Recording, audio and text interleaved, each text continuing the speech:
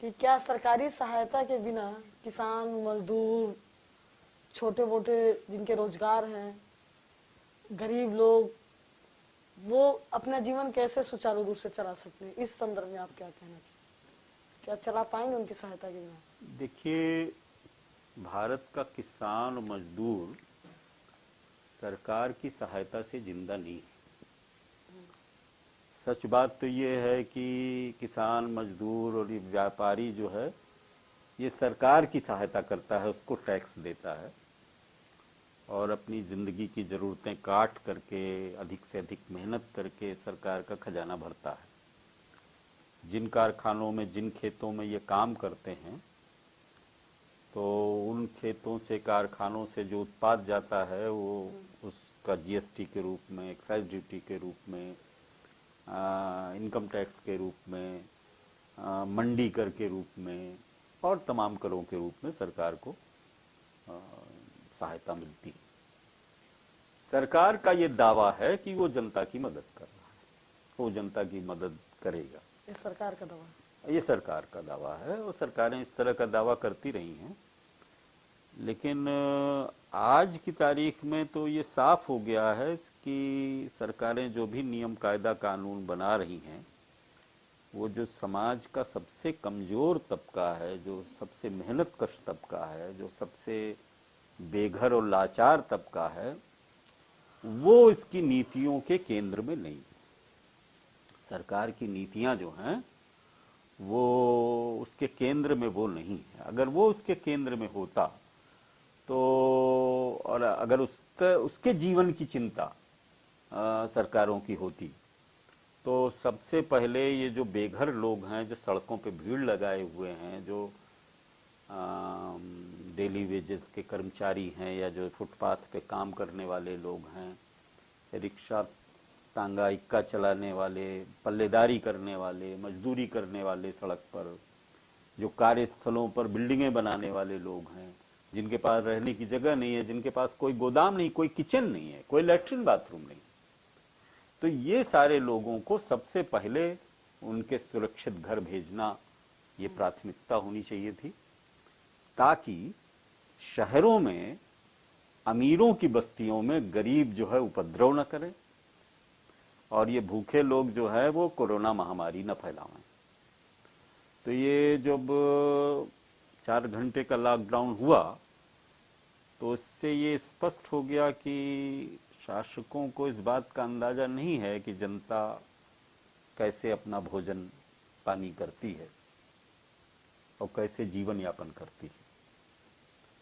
तो सरकार ने कहा जरूर कि हम सबको अन्न देंगे, सबको राशन देंगे, सबको ठहरने की सुविधा देंगे, क्वारंटाइन देंगे। तो क्वारंटाइन तो सबसे बढ़िया जेल थी, तो सबको जेल भेज देते, वहां इनका इंतजाम बढ़िया वो रहता। तो वो भी ये नहीं कर पा रहे हैं।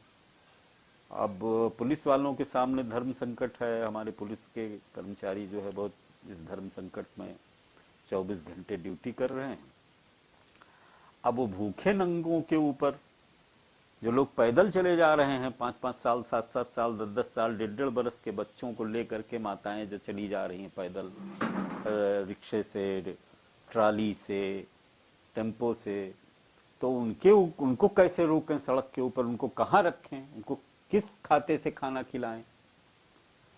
तो ये तो 1.5-2 महीने में सरकार ने सभी कर्मचारियों का डीए काट लिया, सीसीए काट लिया और कई फंड काट लिए। बहुत सी कंपनियों ने 30%, 40% तक वेतन में कर्मचारियों के कटौती कर दी। बहुत से लोगों ने मार्च महीने तक का वेतन नहीं दिया। तो सरकार की घोषणाएं जो हैं, वो सिर्फ चैनलों में और कागज पर और आदेश पत्रों में हैं, वो तो जमीन पर तो कहीं है नहीं। और सच बात यह है कि सुरक्षाकर्मी थक गए हैं और जो भूखे लोग हैं वो सरकार के आश्वासनों से थक गए हैं। और सच बात यह है कि नौकरशाही पर जनता का भरोसा लगातार घटता चला जा रहा है। तो अब जो है आधी तनख्वाह लेकर के अब पुलिसकर्मी भूखे नंगे लोगों से लड़ें सड़क के ऊपर रोज, तो ये बड़े महानगरों की और औद्योगिक नगरों की स्थिति हो गई है। ये बड़ी शर्मनाक स्थिति है। अंतर्राष्ट्रीय तौर पर सिर्फ हमारा देश ऐसा है जहां पर कोरोना महामारी के इस दौर में इतने बड़े पैमाने पर पलायन हुआ है। लोग पैदल रेल की पटरियों पर, बच्चे, लड़के, औरतें, गर्भवती औरतें सब चली जा रही हैं और सारी दुनिया देख रही है कि हम लोग जो है वो कटोरा लेकर के उनके कटोरे में दाल भात डाल हैं। और तो दुनिया के किसी देश का इस तरह का दृश्य हमने नहीं देखा। हमारी सरकार ने देखा हो तो वो जनता को बतावे कि भाई सारी दुनिया में लोग भूखे मर रहे हैं और कटोरा लेकर के सड़क पे बैठे हुए हैं। तो इतने बड़े बड़े करोड़ों की तादाद में 14 करोड़ लोग करीब हैं जो मतलब यूपी से, बिहार से, झारखंड से और जो गरीब क्षेत्र हैं हमारे, जो पिछड़े क्षेत्र हैं, वहां से शहरों को बनाने के लिए और औद्योगिक बस्तियों में मजदूरी करने के लिए जाते हैं। इनको सरकार जो है, सरकारी अफसर और हमारे शासक, हमारे राजनीतिक दल, हमारे नेता इस आबादी को प्रवासी कह रहे हैं। प्रवासी किसको कहते हैं? प्रवासी तो उसको कहते हैं जो कोई परदेसी हो, आकर के कहीं और बस गया हो। तो मतलब ये कि जो मजदूर तबका है, जो मेहनतकश तबका है, जो जिसने शहरों को बनाया है, जिसने फैक्ट्रियों को खड़ा किया है, वो जो है शरणार्थी है, प्रवासी है, विदेशी है एक तरह से। अरे अपने ही देश में कोई कैसे प्रवासी हो सकता है? अपने ही देश में या तो आप कह दीजिए कि ये देश अपना नहीं है भाई, ये सब बटा हुआ है, 18-20 ठो हैं या 35-36 ठो हैं, अलग अलग देश हैं सब। यानी यूपी वाला दिल्ली में जाएगा तो प्रवासी कहलाएगा, दिल्ली वाला यूपी में आएगा तो परदेसी कहलाएगा, तो बंगाल वाला जो है बिहार में आएगा तो परदेसी कहलाएगा। ये जो संबोधन है, ये जो जिसे प्रवासी भारतीय सम्मेलन होता है, हाँ, तो ये संबोधन ही इस बात को व्यक्त करता है कि शासक भारत को एक देश नहीं मानते और देश की जो मेहनतकश जनता है उसको भारतीय नहीं मानते, उसको देश का मालिक नहीं मानते, उसको प्रवासी मानते हैं, परदेसी, कि जैसे भार हो वो। यानी वो हमारी जिम्मेदारी उन राज्यों की नहीं है, हमारे देश की जिम्मेदारी वो नहीं है। वो तो परदेसी है, आया है यहां शरण लिए हुए, सड़क पे पड़ा हुआ है। ये दृष्टिकोण बहुत साफ करता है कि भारत सरकार इस मामले में पूरी तरह से धर्मनिरपेक्ष है, पूरी तरह से जात बिरादरी नहीं मानती है। और इसके ऊपर कोई अगर ये इल्जाम लगावे कि ये धर्म और जात के आधार पर लोगों से व्यवहार करती है तो ये बिल्कुल गलत है। आर्थिक आधार पर व्यवहार, ये जो है अमीरों का देश मानती है और देश के गरीबों को, जो निर्माता हैं, जो रचयिता हैं, जो पूरे देश को अपनी छाती पे लिए, भार लिए अपने कंधे पे, इनको बराबर अधिकार इनका नहीं मानती। अगर ये बराबर अधिकार इनका मानती होती तो कभी भी इनको अपने घर जाने का जो इनका बुनियादी अधिकार है उस पर ये प्रतिबंध नहीं लगाती। ये इनकी जांच करती, इनकी पड़ताल करती, इनका बुखार चेक करती, इनका स्वाद चेक करती और इनको सुरक्षित इनके घर पहुंचाती। अच्छा, मजदूर और किसान तो आपसे ये भी नहीं कह रहा है, वो तो पैदल चला जा रहा है अपने घर, आप ही उसको रोकने पे आमादा हैं और उसको रोकने के लिए आप तरह तरह के नियम, कायदे, कानून बना रहे हैं और बता रहे हैं कि तुम घर चले गए तो बड़े उपद्रवी हो। यानी देश के राज्यों के बॉर्डर पर सेना खड़ी हुई है, सुरक्षा कर्मी खड़े हुए हैं देश के नागरिकों को रोकने के लिए, और उनका अपराध सिर्फ इतना है कि वो घर जा रहे हैं, भूखे हैं, उनके पास काम नहीं है, तो वो सुरक्षित अपना ठिकाना खोज रहे हैं जहां उनके लोग उनकी प्रतीक्षा में हैं। तो ये जो हमारे लोग जो हमारी प्रतीक्षा में हैं, जो जिन बच्चों की हम प्रतीक्षा में हैं, उन बच्चों की चिंता हमारी सरकार को, हमारे शासकों को, हमारे पूंजीपतियों को, कारखानेदारों को नहीं है। ये इससे साफ हुआ। तो मजदूर तबके का जीवन यापन तो मुश्किल हुआ है, किसान तबके का जीवन यापन मुश्किल हुआ है। उसका जो भी उत्पाद है उसको तो सरकार ने सड़क पे रोक दिया है, और इसके पास जो है वो बाजार को चलाने की, अपना टैक्स वसूलने की, लोगों को वेतन देने की, लोगों को भोजन देने की व्यवस्था नहीं है। तो इसको अराजकता नहीं कहें तो क्या कहें। राज्य सरकारें केंद्र सरकार से उलझ रही हैं, केंद्र सरकार राज्य सरकारों के ऊपर सारी जिम्मेदारी मढ़ रही है। यहां तक कि टिकट का झगड़ा हो रहा है कि कौन मजदूरों का टिकट कौन लेगा। तो मजदूर ने कहीं आपको कहा कि आप टिकट दीजिए, वो तो कह रहा है कि हम पैदल जा रहे हैं, आप हमें जाने दीजिए। तो आपको तो ये भी परेशानी है, आप तो उसके घर पहुंचने पे उसका जांच करने तक की आपकी के पास, हमारे पास इंतजाम नहीं है। तो ये हमारे लिए शर्म की बात है, और ये इस बात का प्रतीक है कि देश की सरकार ने स्वास्थ्य पर, औषधि पर, अस्पताल पर कभी ध्यान नहीं दिया, और आदमी की जिंदगी को बचाने की कभी चिंता नहीं की। इन्होंने बीमा जरूर कराया लोगों का, और बीमा कंपनी में सरकार ने पैसा जमा करके लोगों का बीमा का कागज जरूर दिया है। तो ये बीमा कंपनी कौन है जो हमारे देश के स्वास्थ्य का जिम्मा उठा रही है? सरकार नहीं उठा सकती, बीमा कंपनी उठाएगी। डॉक्टर नहीं उठाएगा, अस्पताल स्वास्थ्य की चिकित्सा की जिम्मेदारी नहीं उठाएगा। तो सच बात यह है कि प्राथमिकताएं बदलनी पड़ेंगी, ये मजबूरी है। स्वास्थ्य और शिक्षा ये कारोबार नहीं हो सकते, प्रॉफिट मेकिंग बिजनेस नहीं हो सकते। ये कोरोना महामारी का योगदान है, और कोरोना महामारी ने हमारे देश के भी मेहनतकश लोगों को और दुनिया भर के मेहनतकश लोगों को ये सिखाया है कि उसका कोई देश नहीं, और उसकी कोई सरकार नहीं, और उसके जीवन का कोई मूल्य नहीं। तो ये सिखाया है, आगे आने वाले समय में ये चीजें और साफ होंगी। कोरोना की जो वैश्विक महामारी हुई उससे जनता, गरीब जनता, किसान मजदूरों ने क्या सीखा? देखिए, बात यह है कि जो गरीब मेहनतकश किसान है या मजदूर है या बाकी जो मेहनतकश लोग हैं जो छोटे मोटे कारोबार सड़क के ऊपर करते हैं, ये आबादी जो है वो हमारे भारत की बहुमत आबादी है, और इस आबादी का जो जीवन का संघर्ष है वो रोज का है। तो इसने, इस तबके ने ये बात अच्छी तरह समझ ली है कि जो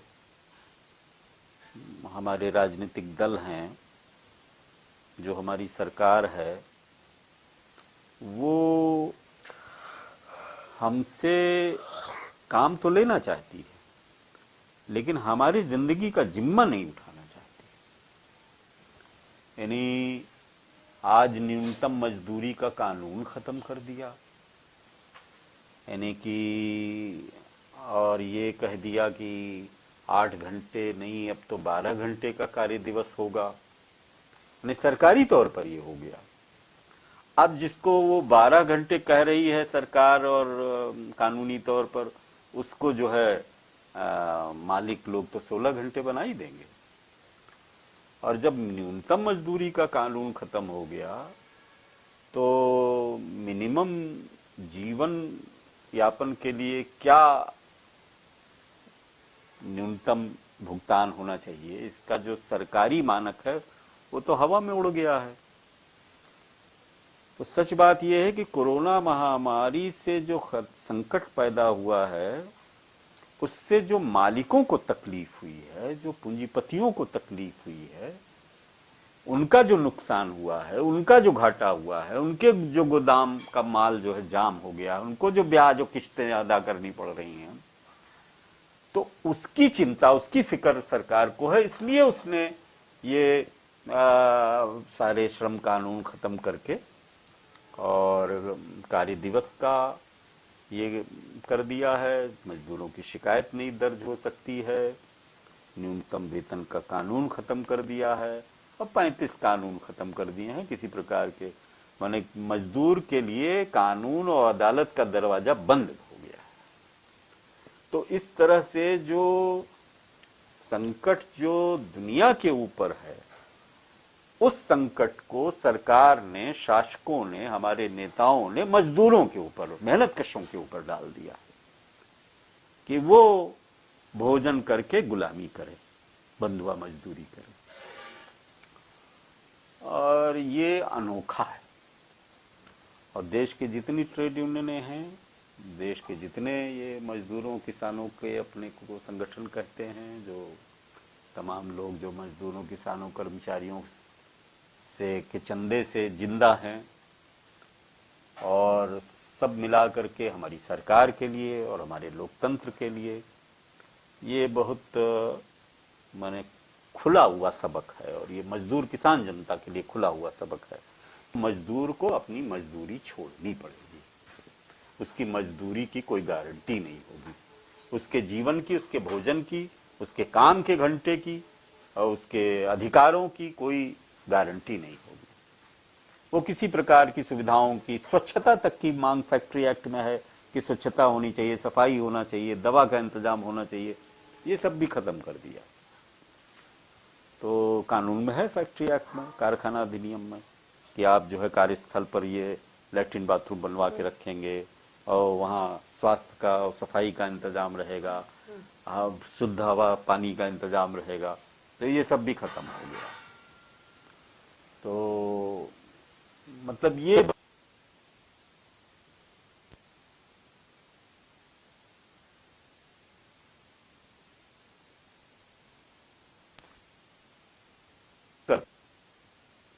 वो इनको एक ही जात मानते हैं। वो कौन जात है?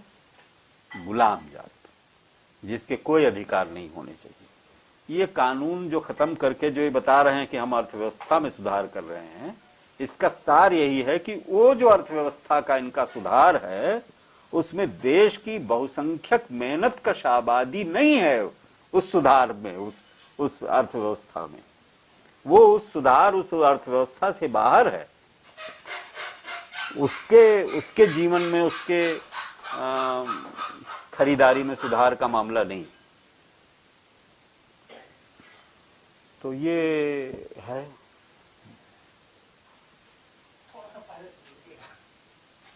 दोबारा अब जैसे देखिए, आप गौर कीजिए, नई बातें आई हैं तो देश की जनता को, खासतौर से मध्य वर्ग को, जो लोग समझते हैं कि हम टैक्स पेयर हैं तो हमारा देश के ऊपर ज्यादा अधिकार है, हम इनकम टैक्स पे करते हैं, हम जीएसटी पे करते हैं, हमारा ज्यादा अधिकार है।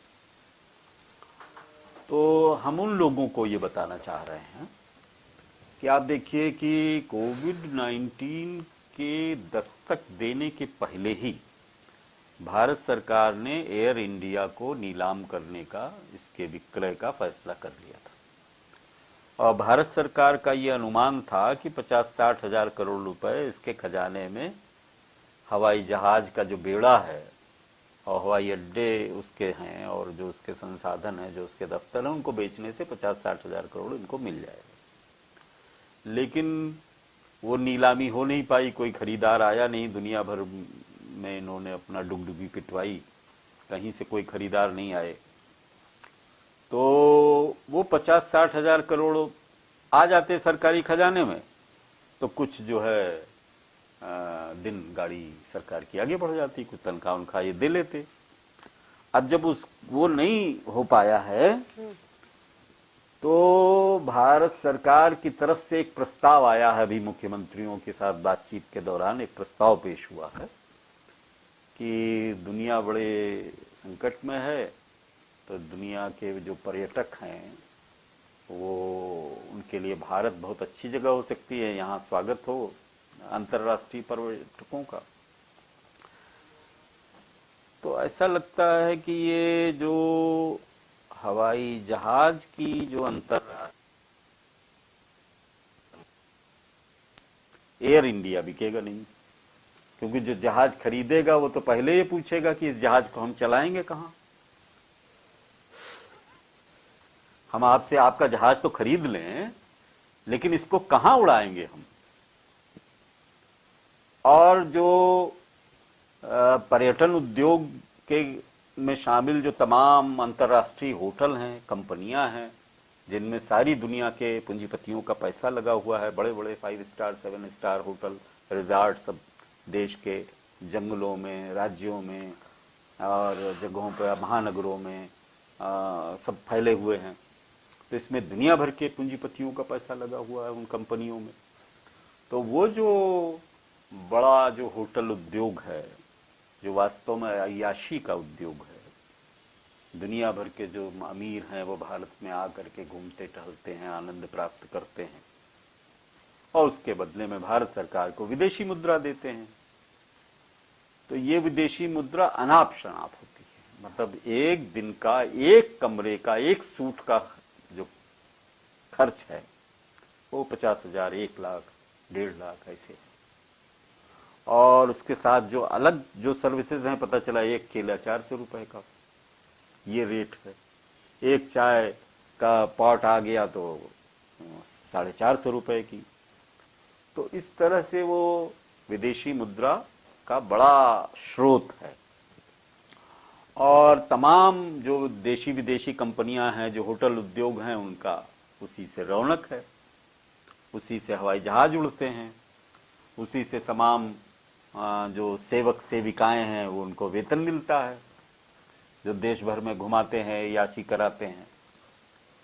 तो भारत सरकार ने इसके पहले भी कई बार अपील की थी, देश के लोगों से भी अपील की थी कि ये लोग खूब पर्यटन करें, साल में 1-2 बार तो जरूर करें, और विदेशियों को भी आमंत्रित करने का बड़ा जोर था। अब इस लॉकडाउन पीरियड में, जब कोरोना महामारी का दौर है, तब इस तरह की बातें भारत सरकार की ओर से आ रही हैं। इसका मतलब यह है कि भारत सरकार को इन चीजों की बड़ी चिंता है कि जो विदेशी मुद्रा नहीं आ रही है, डॉलर का खजाना घट रहा है, तो इससे वो होटल उद्योग बैठा जा रहा है। 100% लॉकडाउन है इसमें, हवाई जहाज का 100% लॉकडाउन है। तो उसको धीरे से खोलने की इनकी ज्यादा चिंता है। हमारे जो गरीब दुकानदार हैं, जो चाय वाले हैं, ये तो कहते हैं पहले मैं चाय पकौड़ा बेचता था, तो चाय पकौड़ा वाले कैसे जिएंगे इसकी चिंता नहीं है। आम मजदूर किसान की आय कैसे बढ़े, वो कैसे बाजार में जाए, अपनी जिंदगी की जरूरतें कैसे पूरी करे, वो इसकी चिंता नहीं है। इनको पर्यटन उद्योग को इसी समय शुरू करना है। ठीक वैसे ही जैसे इनको पूरी बाजार की चिंता नहीं थी, लेकिन दारू खानों की बड़ी चिंता थी। शराब खाने देश के चले, तो मतलब क्या हुआ कि प्राथमिकता यह है कि सरकारी खजाना खाली हो गया है, उसको कैसे भरा जाए।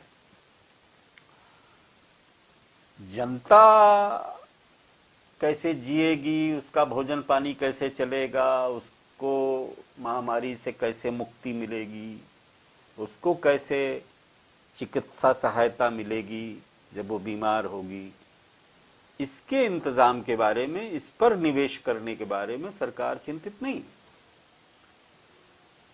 और लगता है कि सरकारी खजाने में डॉलर की कमी हो गई है, और जो मंथली किस्तें आती हैं ब्याज की, जो दुनिया भर से कर्जा ले रखा है, उसको देने की स्थिति में ये नहीं, क्योंकि रिजर्व बैंक तो हम पहले ही खाली कर चुके हैं। अब रिजर्व बैंक तो फर्जी कागज ही छाप सकता है, वो तो असली मुद्रा छापने की स्थिति में भी नहीं है।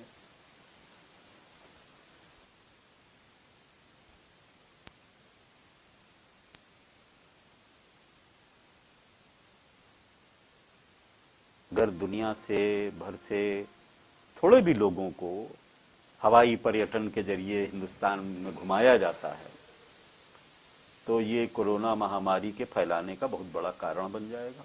हाँ, थोड़ा डॉलर जरूर भारत सरकार के खजाने में आ जाएगा और होटल उद्योग के पूंजीपतियों का घाटा कम हो जाएगा। क्या सरकार देश चला देगी? देखिए,